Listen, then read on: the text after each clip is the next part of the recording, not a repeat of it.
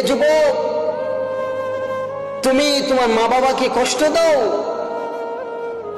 তোমার মা বাবাকে দুঃখ দাও, তোমার মা বাবার সাথে খারাপ ব্যবহার করো। তুমি জানো তোমার মা কত মূল্যবান জিনিস?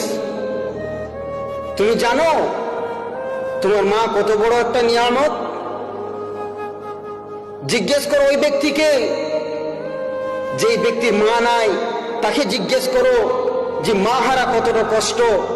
আর আজ তোমার মা থাকতে তোমার মায়ের মূল্য দিচ্ছ না। তুমি জানো তোমার মা কত বড় একটা নিয়ামত? যে মা তোমাকে আজ পৃথিবীর আলো দেখালো, আর সেই মাকে তুমি আজ কষ্ট দাও।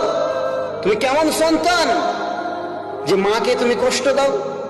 মনে রাখবে, দুনিয়ার বুকে তুমি যত ইবাদত করে নাও না কেন, যদি তোমার মাকে তুমি না রাজি করো, যদি তোমার মাকে তুমি যদি কষ্ট দিও, তোমার মা যদি আল্লাহর কাছে যদি বরদোয়া করে দেয়, তাহলে তোমার কোনো ইবাদত কাজে লাগবে না।